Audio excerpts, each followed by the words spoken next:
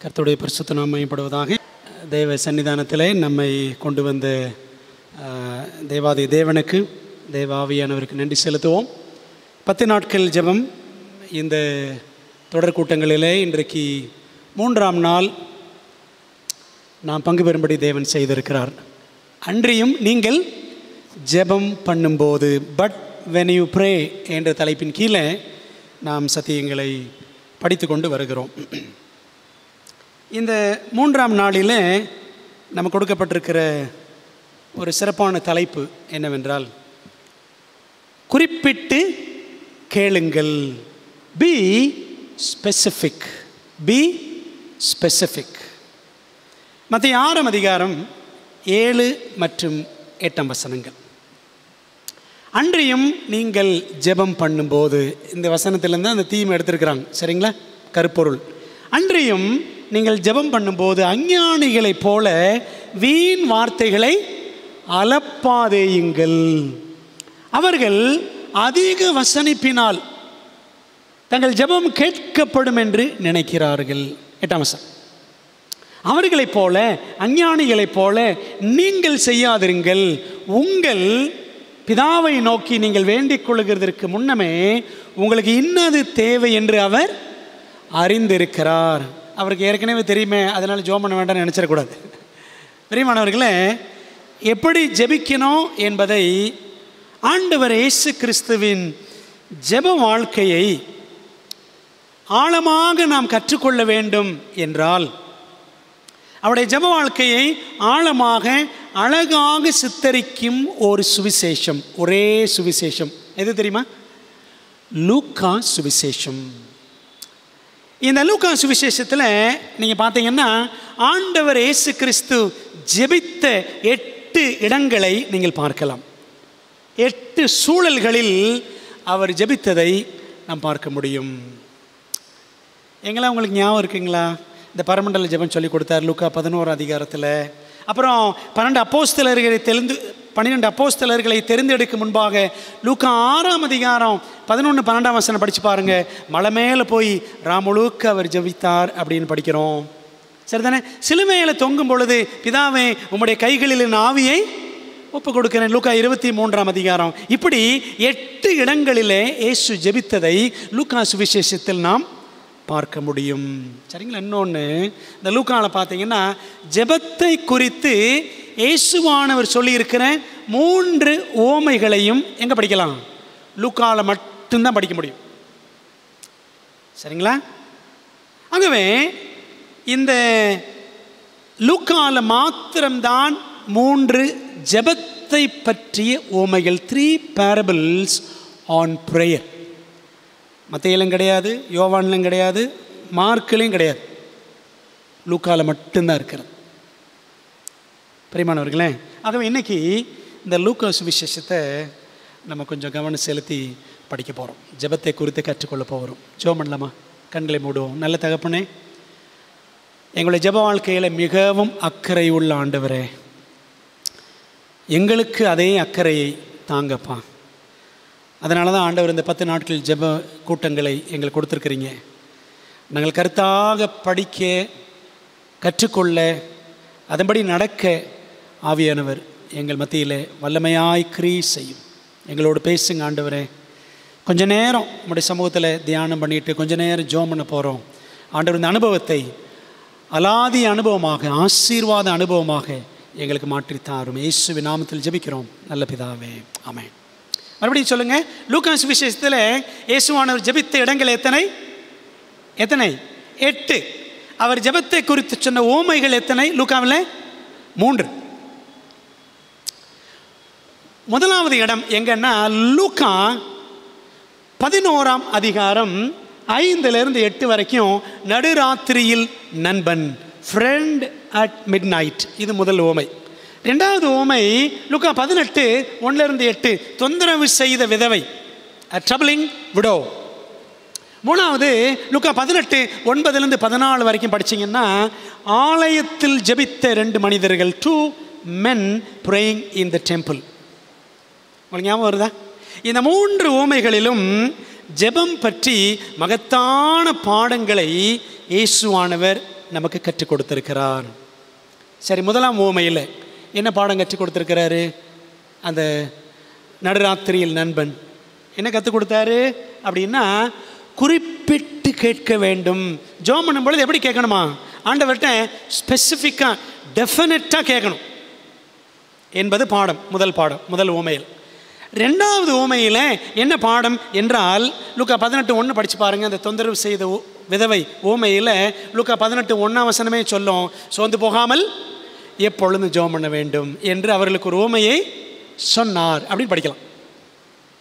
மூணாவது உவமையில் ஆண்டவர் இயேசு கிறிஸ்து சொல்லிக் கொடுத்த பாடம் என்ன அப்படின்னா, 2 பேர் ஜெபம் பண்ண போனாங்களே, ஒருத்தன் ஆயக்காரன், இன்னொருத்தன் பரிசேயன். என்ன ஆண்டு சொல்லிக் கொடுத்தாருன்னா, தேவ நீதியை நம்பி பாவி என்று உணர்ந்து தாழ்மையுடன் ஜெபிக்க வேண்டும். சரியா? இதான் ஆண்டு சொல்லிக் கொடுத்தார்.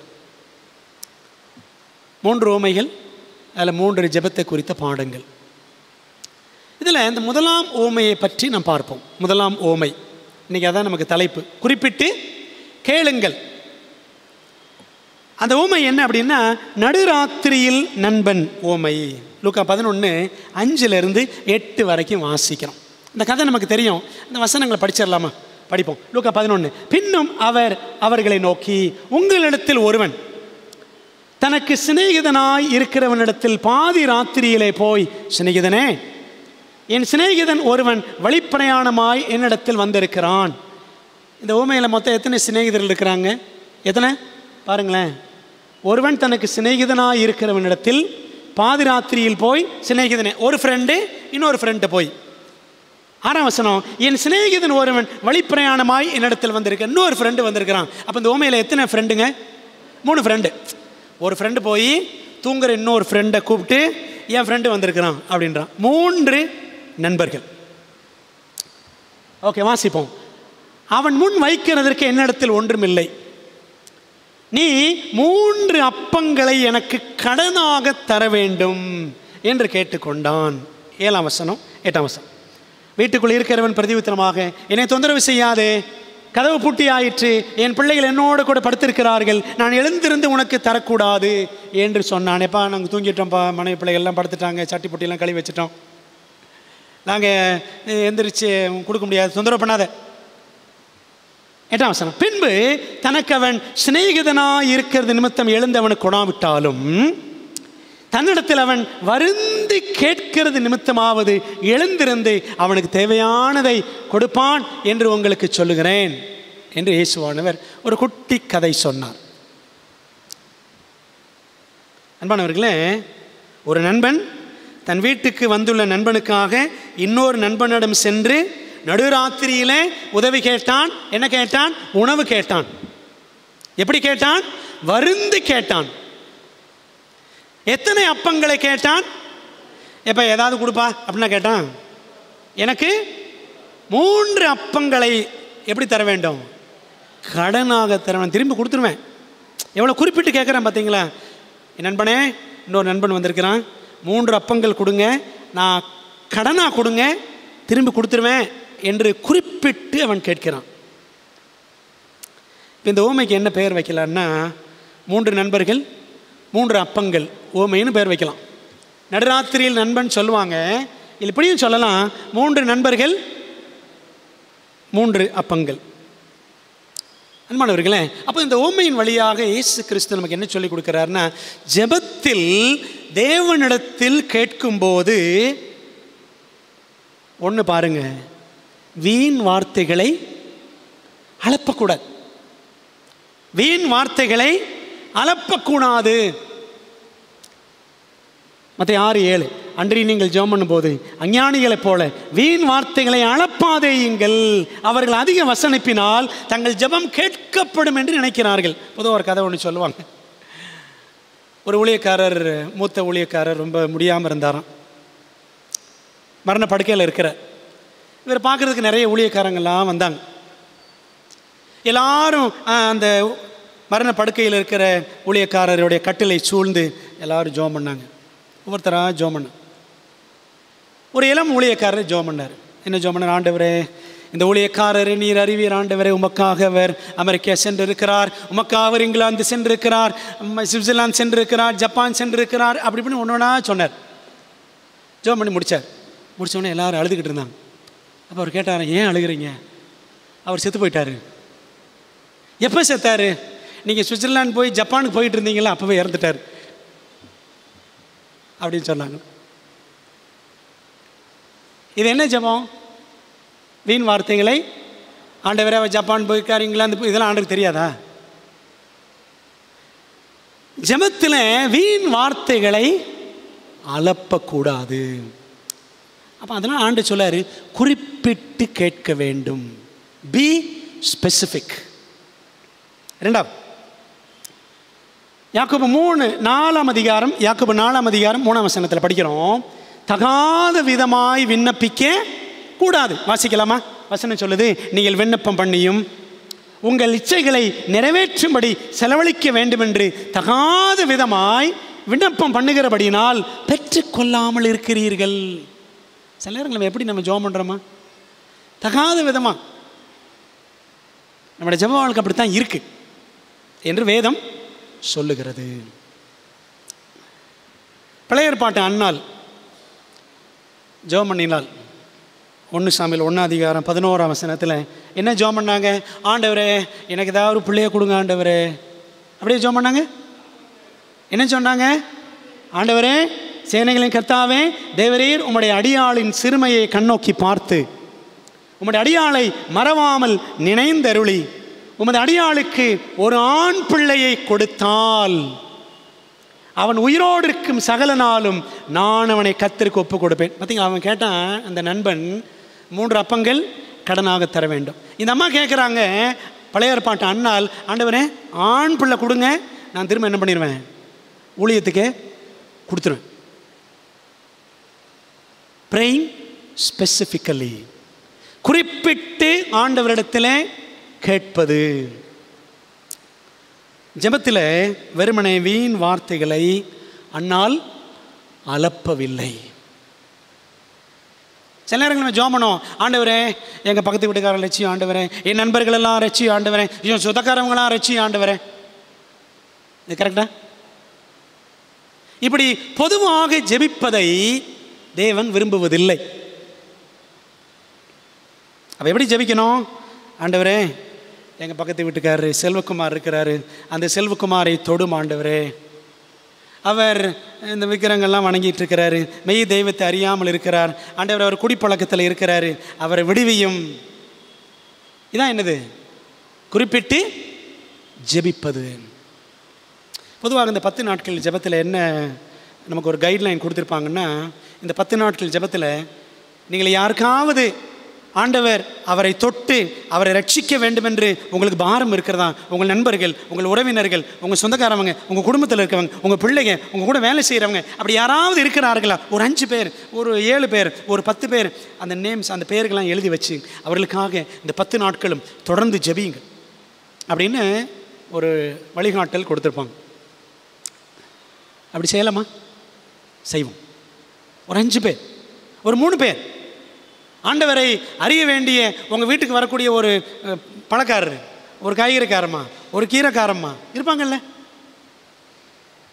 பிரியமானவர்களே, நாம் குறிப்பிட்டு ஜெபிக்க வேண்டும் என்பதைத்தான் ஆண்டவர் நமக்கு சொல்லிக் கொடுக்கிறார். அந்த நபருடைய உள்ளத்தை தொடும் ஆண்டவரே. அந்த பக்கத்து வீட்டில் இருக்கிற அந்த செல்வகுமார், அவரோடு பழகும் ஞானத்தை, அதற்கான தருணத்தை எனக்கு தாரும், உம்முடைய சத்தியத்தை அவருக்கு சொல்லும் கிருபையை எனக்கு தந்து வழியை திறந்தருளும் ஆண்டவரே அப்படின்னு என்ன செய்யணுமா? ஜெபிக்கணும். இதான் குறிப்பிட்டு ஜெபிப்பது. அப்படித்தானே இந்த நண்பன் ஜெபம் பண்ணா, இந்த நண்பன் கேட்டான். என்ன கேட்டான்? என் நண்பனே எனக்கு 3 அப்பங்கள் கடனாக. பைபிள் இன்னும் ஒரு சம்பவம் இருக்கிறது. இயேசுவும் பர்திமேயும் மார்க் 10ஆம் அதிகாரத்தில் வாசிக்கிறோம். 10:47 மார்க் 10ஆம் அதிகாரம் 47 ஆண்டவர் இயேசு கிறிஸ்து சீஷர்களோடு திரளான மக்களோடு நடந்து போய் கொண்டிருந்தார். போகும்பொழுது வழியில் ஒரு பிச்சைக்காரன் உட்கார்ந்திருந்தான், கண்டு தெரியாதவன், பர்திமேயு அவன் பெயர். அவன் சொல்கிறான் பாருங்க, அவன் நசரேயனாகிய இயேசு வருகிறார் என்று கேள்விப்பட்டு, இயேசுவே தாவீதின் குமாரனே எனக்கு இறங்கும் என்று கூப்பிடத் தொடங்கினான். இல்லை ஏதாவது சிறப்பாக இருக்கா? ஏதாவது குறிப்பிட்டு கேட்டிருக்கிறாரா? குறிப்பிட்டு கேட்டிருக்காரா? என்ன கேட்டிருக்காரு குறிப்பிட்டு? அவர் குறிப்பிட்டுலாம் கேட்கல. சரிங்களா?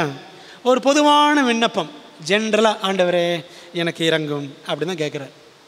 இவன் பிரச்சனை என்னங்க? இவன் பிரச்சனை என்ன? குருடை, கண்ணு தெரியல. இப்போ ஆண்டவர் கேட்டார் பாருங்களேன். மார்க் 10ஆம் அதிகாரம், மார்க் 10:51, இயேசு அவனை நோக்கி, நான் உனக்கு என்ன செய்ய வேண்டும் என்று இருக்கிறாய் அப்படின்னு கேட்டார். ஆண்டவர் ஸ்பெசிஃபிக்காக கேட்காருல்ல, குறிப்பிட்டு கேட்குறாரு, எப்போ அவனுக்கு தேவை என்னன்ற.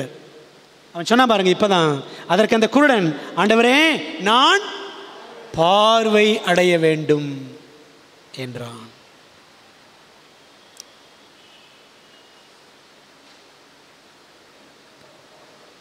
ஆண்டவரே நான் பார்வை அடைய வேண்டும் என்று சொன்னான். சரிங்களா? ரொம்ப தெளிவாக இப்போ தான் சொல்கிற பாருங்க. இயேசு அவனை நோக்கி, நீ போகலாம், உன் விசுவாசம் அவனை ரட்சித்தது. உடனே அவன் பார்வை அடைந்து வழியிலே இயேசுவுக்கு பின் சென்றான். முதல்ல பொதுவாக கேட்டான், ஆண்டவரே எனக்கு இறங்கும், என்ன வேணும் சொல்லு அப்படின்றார், குறிப்பிட்டு சொல்லுன்றார். அவன் சொன்ன, ஆண்டவரே நான் பார்வை அடையணும். பிரியமான தேவப்பிள்ளைகளே, நாம் தேவனிடம் பேச அவரை அணுகும் போதெல்லாம் நோக்கம் இருக்க வேண்டும். அதில் என்ன இருக்கணும்? ஒரு திட்டம் இருக்கணும். ஜெபம் பண்ணும் பொழுது நீங்கள் தனிப்பட்ட முறையில் ஜெபம் பண்ணுறீங்களா? குடும்பமாக உட்காந்து ஜெபம் பண்ண போகிறீங்களா? எதுக்காக ஜெபம் பண்ண போகிறீங்கன்னு ஒரு குறிப்பு இருக்கணும். சும்மா அமெரிக்காவுக்கு சுவிட்சர்லாந்துக்கெலாம் போயிட்டுறக்கூடாது. இப்படிதான் உங்களுக்கு அமெரிக்காவுக்கு, ஜப்பானுக்கு, இங்கிலாந்துக்கும் இஷ்டத்துக்கு போயிட்டுறக்கூடாது. எலன் ஒயிட் அம்மையார் சொல்கிறாங்க பாருங்கள், ஒரு இடத்துல வாசிக்கிறேன், சபைகளுக்கான ஆலோசனை புத்தகத்தில், Christ impressed upon his disciples the idea that their prayers, public prayers, should be short. 1 or 2 minutes is long enough for any ordinary prayer. என்ன சொல்கிறாங்க பாருங்கள், தமிழில் வாசிக்கிறேன். இந்த பரமநல ஜெபம் பொதுவாக தானே சொல்கிறோம், பொதுவாக சொல்கிறோம்ல. எவ்வளோ நேரங்க இந்த ஜெபத்தை சொல்கிறோம்? 2-3 நிமிஷம், அவ்வளோதான். பாருங்களேன், பொதுவான ஜெபங்கள் சுருக்கமாக இருக்க வேண்டும் என்ற கருத்தை தமது சீஷர்களுக்கு கிறிஸ்து வலியுறுத்தினார். சரிங்களா? ஒரு பொது இடத்துல பண்ணுற ஜெபம் எப்படி இருக்கணும்? It should be short. எப்படி இருக்கணும்? சுருக்கமாக இருக்கணும். எந்த வழக்கமான சாதாரண ஜெபத்துக்கும் 1 அல்லது 2 நிமிடங்கள் போதுமானது. பொது இடத்துல, ஒரு சர்ச்சில், ஒரு ப்ரேயர் மீட்டிங்கில் ஜெபம் பண்ண சொல்கிறாங்களா? எவ்வளோ நேரம் ஜெபம் பண்ணணும்? 2 அல்லது 3 நிமிஷம். சரிங்களா? தனி ஜெபம் வீட்டில் பண்ணுறீங்களா? 2 மணி நேரம் 3 மணி நேரம் பண்ணுங்க, யாரும் கேட்க மாட்டாங்க, தொந்தரவு பண்ண மாட்டாங்க. பிரியமானவர்களே, இன்னொரு இடத்துல பாருங்களேன், அம்மையார் எழுதுகிறாங்க, வாசிக்கிறேன், சபைகளுக்கான ஆலோசனையில் தான் 5ஆம் பாகம். முதல்ல வாசித்தது 2ஆம் பாகம், இப்போ வாசிக்கிறது 5ஆம் பாகம். வாசிக்கிறேன். When you pray, be brief, come right to the point, do not preach to the Lord a sermon in your long prayers. Tamil வாசிக்கவா? நல்லா கவனிங்க, ஊத்து ஊத்து கேளுங்க என்ன சொல்கிறேன்னு. நீங்கள் ஜெபிக்கும் போது சுருக்கமாக ஜெபித்து, எங்க பொது இடத்துல சுருக்கமாக ஜெபித்து விஷயத்திற்கு சரியாக வந்து விடுங்கள். எதுக்கு ஜெபம் பண்ணுமோ அது கரெக்டாக வந்துடணும். சரிங்களா? உங்கள் நீண்ட ஜெபங்களினால் கர்த்தருக்கு ஒரு பிரசங்கம் பண்ணாதீங்க. கவனிச்சிங்களா? ஒரு பொது இடத்துல ரொம்ப நேரம், 1/4 மணி நேரம் ப்ரே பண்ணக்கூடாது. 10 நிமிஷம் ஜெபம் பண்ணக்கூடாது. அப்படி ஜெபம் பண்ணும்போது என்ன அர்த்தம் தெரியுமா? நீங்கள் ஆண்டவருக்கு பிரசங்கம் பண்ணுறீங்கன்னு அர்த்தம். விளங்குதா உங்களுக்கு? அப்படி நான் சொல்லலைங்க. யார் சொல்கிறா? தீர்க்கதரிசி சொல்கிறாங்க. பாருங்களேன், இன்னொரு உதாரணம். 1 ராஜாக்கள் 18ஆம் அதிகாரத்தில் அந்த கர்மேல் மலையில் எலியா தீர்க்கதரிசி ஒரு பக்கம் ஒருத்தர் தான், இன்னொரு பக்கம் யார்? பாகால் தீர்க்கதரிசிகள் எல்லாம் 850 பேர். எல்லோரும் காலையிலேருந்து சாயங்காலம் வரைக்கும் தைன்னு குதிச்சாங்க. அப்படி தானே குதிச்சாங்க, கத்துனாங்க, கூப்பாடு போட்டாங்க, உடம்பை கழிச்சாங்க, எல்லாம் பண்ணாங்க. எலியா எவ்வளோ நேரம் ப்ரே பண்ணார்? எலியா எவ்வளோ நேரம் ப்ரே பண்ணார்? அந்தி பலி செலுத்தும் நேரத்தில், 1 ராஜாக்கள் 18ஆம் அதிகாரம் படித்து பாருங்கள். அந்தி பலி செலுத்தும் நேரத்தில், அதாவது சாயங்காலம் 3:30 மணி இருக்கும். அந்தி பலி செலுத்த நேரம் 3:30 மணி. என்ன ஜெபம் பண்ணார் எலியான்னு நீங்கள் பார்த்தீங்கன்னா 36ஆம் வசனம் 37ஆம் வசனம் வாசிக்க வேண்டாம். 36, 37 இந்த 2 வசனங்கள் அவர் பண்ண ஜெபம். எப்படிங்க ஜெபம் பண்ணார் எலியா? ஒரு சின்ன ஜெபம் பண்ணார். It was a short prayer.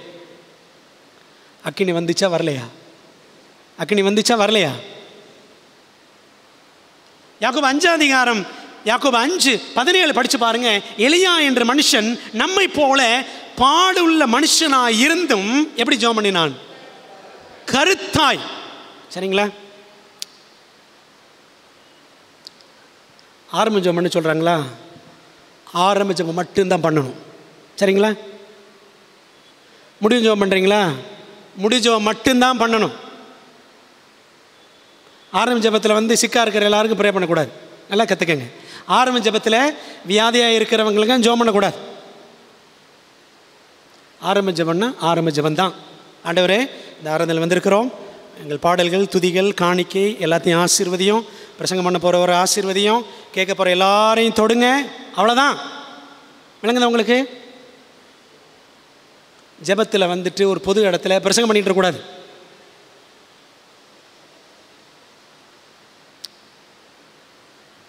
இது தேவன் நமக்கு அழகாக சொல்லிக் கொடுக்கிறார். குறிப்பிட்ட ஜெபம் குறிப்பிட்ட பதிலை பெறும். A definite prayer will receive a definite answer. 3 அப்பங்கள் கேட்டான்.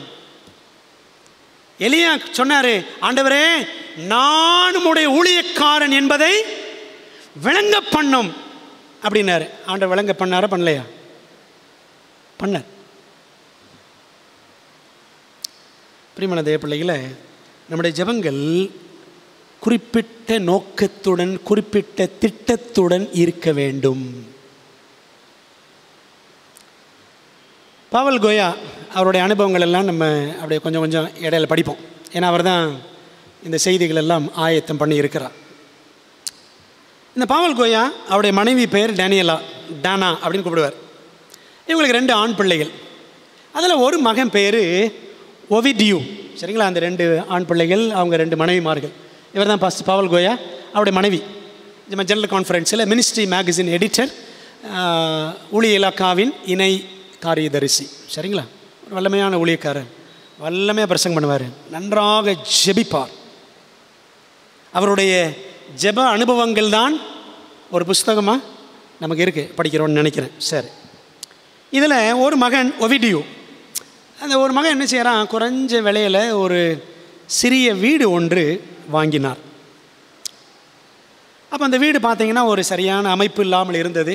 ஸோ அந்த வீட்டை இன்னும் கொஞ்சம் செட் பண்ணிவிட்டு இன்னும் கொஞ்சம் அழகாக சீரமைக்க வேண்டும் என்று அந்த மகன் நினைத்தான், ஒவிடியூ. இந்த 2 மகன், அதில் யார் ஒவிடியூன்னு எனக்கு தெரியல. சரிங்களா? அந்த 2 பேரில் ஒருத்தர். அப்போ அவருக்கு என்னென்ன பார்த்திங்கன்னா பணப்பற்றாக்குறை, பணப்பிரச்சனை.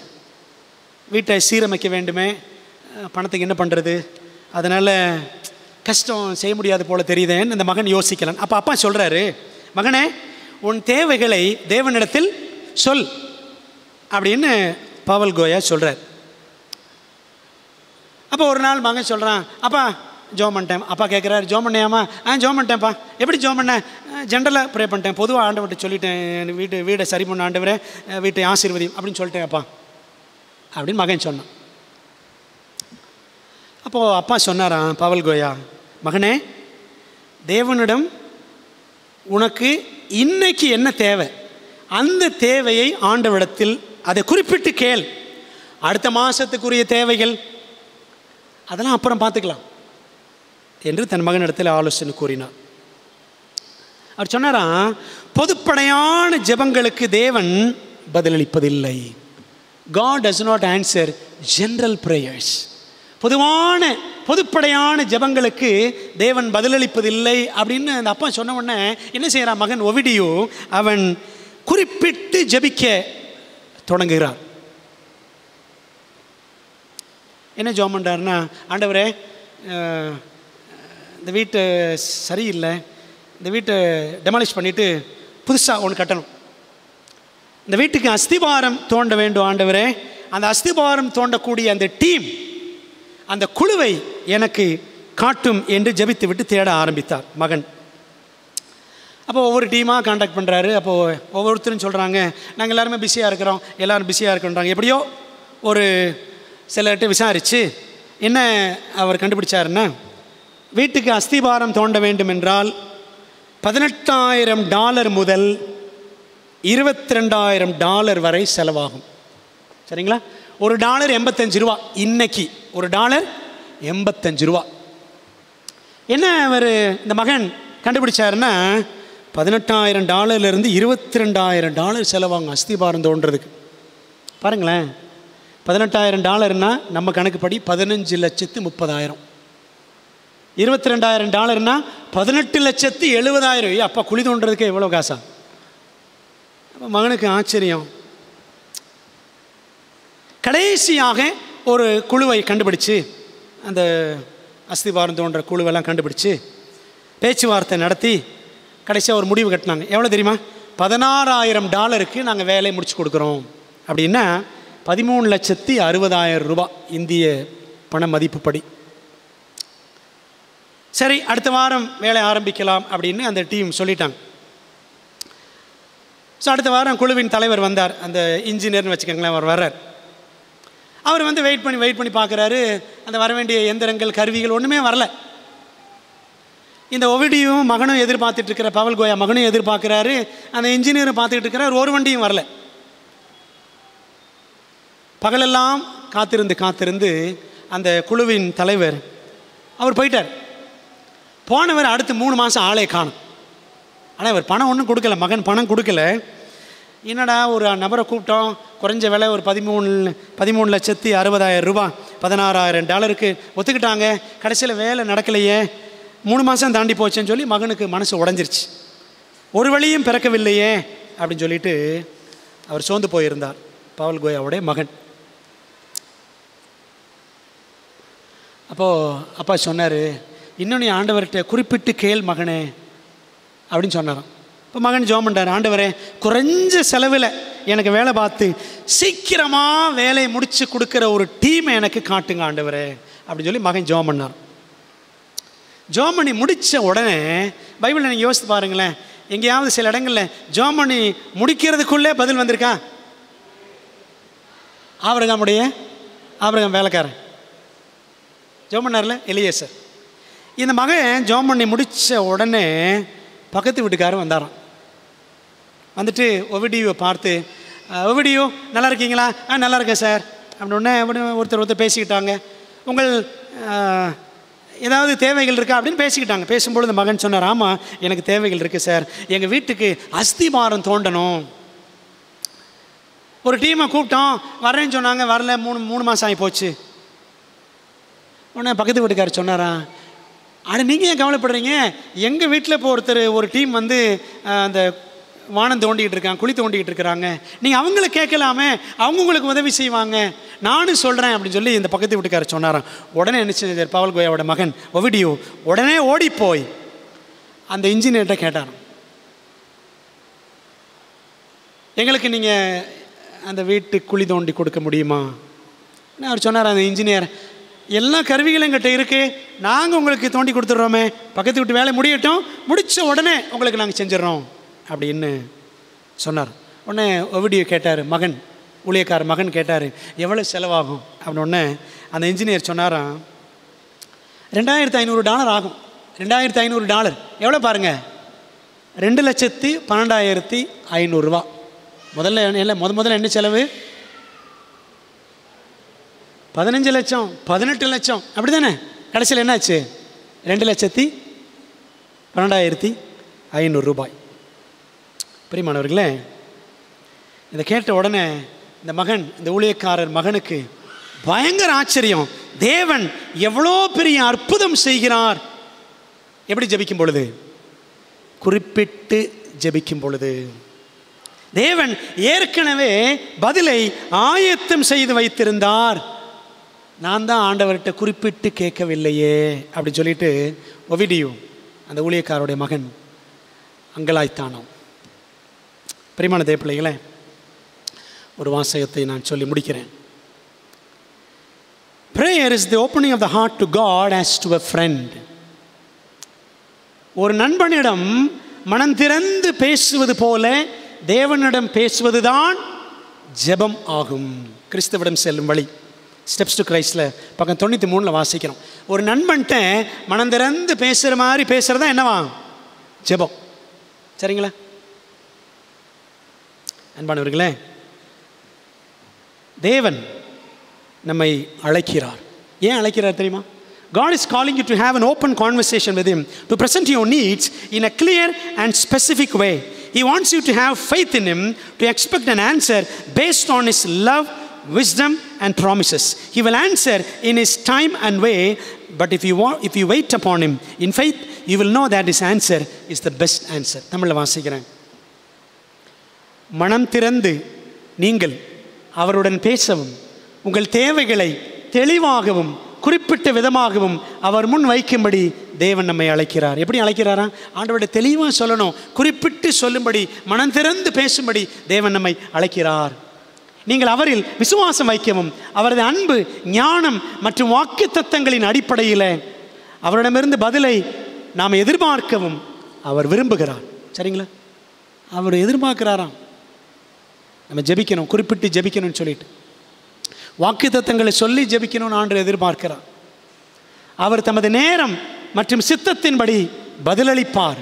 ஆயினும் விசுவாசத்துடன் அவருக்கு காத்திருந்தால் அவர் தரும் பதிலே மிகச்சிறந்த பதில் என்பதை நீங்கள் காண்பீர்கள். ஆண்டவர்கிட்ட குறிப்பிட்டு ஜெபித்தோம் என்றால் அவர் கொடுக்குற பதில் தான் எப்படி இருக்கும்? ஒரு பெஸ்ட் ஆன்சராக இருக்கும் என்பதை நம் மனதில் வைத்துக்கொள்ள வேண்டும். அன்பான தேவ பிள்ளைகளே, ஆண்டவர்கிட்ட குறிப்பிட்டு நாம் கேட்போம், ஆண்டவருக்கு நம்ம ஒப்படைப்போம். ஆண்டவரே, எப்படி ஜெபிக்கணும் என்று நீங்கள் சொல்லிக் கொடுத்த வழிமுறைகளை பின்பற்ற எங்களுக்கு உதவி செய்யணும். ஆண்டவர்கிட்ட ஒப்படைத்து ஒரு சின்ன ஜெபம் பண்ணுமா? நல்ல தகப்பனே, குறிப்பிட்டு கேளுங்கள் என்று உவமையின் வழியாய் எங்களுக்கு கற்றுக் கொடுத்திருக்கிற நல்ல தகப்பனே, நமக்கு நன்றி.